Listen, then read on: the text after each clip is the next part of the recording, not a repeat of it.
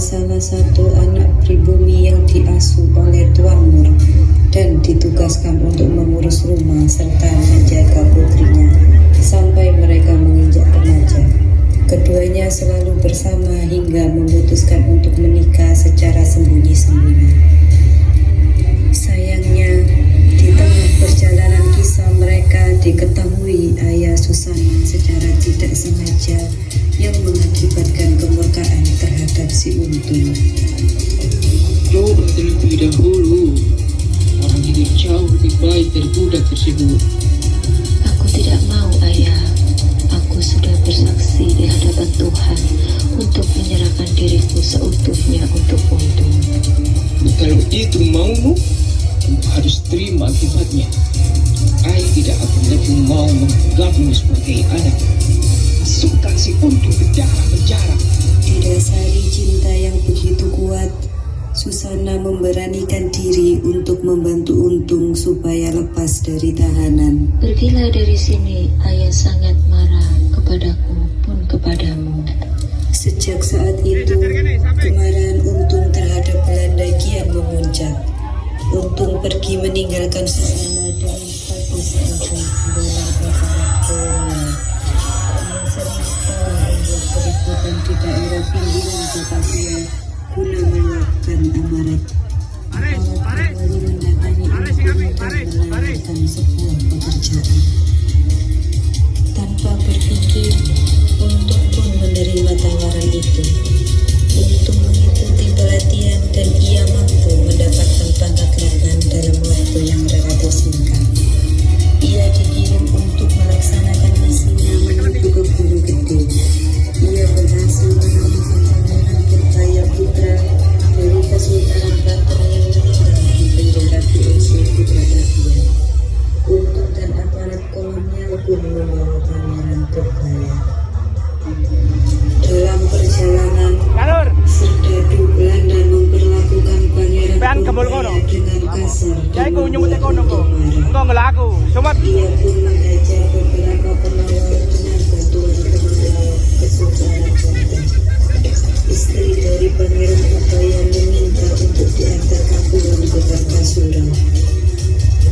Pulangkan saja aku ke Kartasura, Pangeran.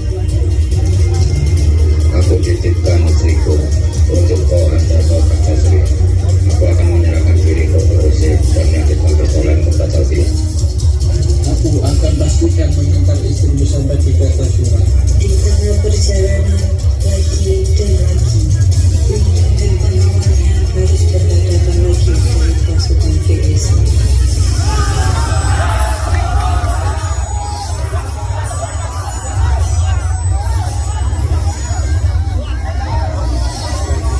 Untung berhasil menghabisi beberapa pasukan. Ia kabur dan menjadi buron. Saat pelarian, Untung berniat mampir ke Cirebon karena ia menganggap Kesultanan Cirebon masih berhubungan baik dengan Mataram. Namun, tidak disangka kedatangan Untung malah ditolak oleh Raden Suropati, anak dari Sultan Cirebon. Ia menyuruh pengawalnya untuk menyerang Untung. Untung pun sempat melawan, namun Sultan Cirebon pun mengetahui kekejuan itu dan menyuruh pengawalnya untuk melawan. Aku tidak diperbolehkan masuk oleh anakmu. Dia menyuruh beberapa pengawalnya untuk menyerang. Yang kau lakukan sangat memalukan. Ini sangat mempermalukan nama baik kerajaan. Hukum mati dia. Raden Suropati pun diseret dan dieksekusi oleh pengawalnya. Aku sungguh minta maaf. Mulai saat ini, aku akan turunkan nama dari anak angkatku kepadamu, nak. Kini kau akan dikenal sebagai Untung Suropati. Apa yang bawamu kemari? Sekian lama aku menjadi buronan oleh VOC atas pernikahanku dengan gadis dari tuannya. Aku sempat tertangkap dan dipenjarakan. Lalu aku dijadikan tentaranya dan diutus untuk menjemput Pangeran Purbaya. Di tengah perjalanan, aku sangat muak dengan VOC sehingga aku menghabisi mereka semua. Namun Pangeran Purbaya tetap ingin menyerahkan dirinya dan mengutusku untuk mengantarkan istrinya pulang ke Kartasura. Namun di tengah jalan ia menyukaiku, begitu juga denganku kepadanya. Jika kau memiliki rasa seperti itu, temuilah dia, dan jangan sampai perasaanmu itu tidak tersampaikan. Terima kasih atas restumu. Aku akan melanjutkan perjalanan. Tibalah Untung di Kartasura. Tak lama, POC menayangkan pesan yang berisi tentang suruhan kepada Pati Narangkusuma untuk menggerakkan Untung Suropati. Anak buah Untung pun membuat kebakaran hebat guna mengelabui VOC. Pasukan VOC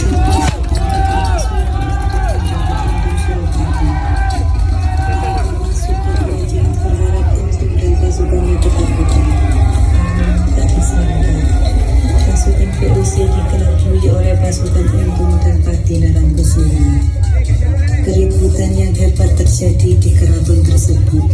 Para pasukan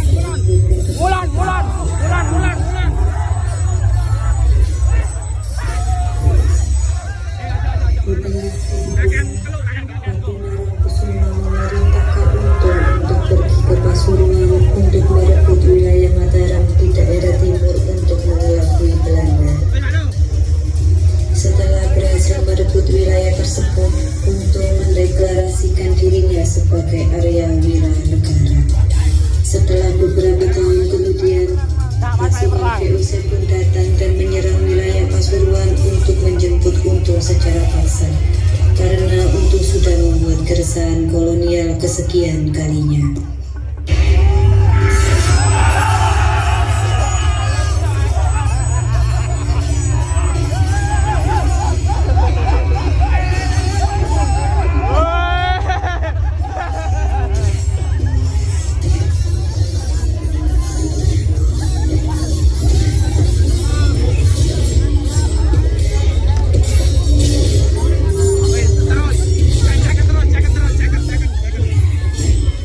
Pasukannya tidak mengendorkan serangannya ke aparat kolonial Belanda, meski nyawa menjadi taruhannya. Untung menyuruh seluruh pasukannya untuk meneruskan perjuangan hingga titik darah terakhir. Ia juga berpesan jika ia menantang tolong sembunyikan kematiannya agar pihak kolonial mengira Untung masih hidup dan masih berkeliaran. Kelak kalau aku sudah mati, sembunyikan kematianku biar VOC menyangka aku masih hidup. Setelah kejadian itu, Untung Suropati pun benar-benar gugur. Namun, perjuangan para rakyat Pasuruan tetap tak padam hingga Indonesia bertemu dengan tujuan dan impiannya, yaitu kemerdekaan dan kebebasan. Terima kasih. Demikian persembahan adukan Untung Suropati dari Warta RT 14. Wassalamualaikum warahmatullahi wabarakatuh.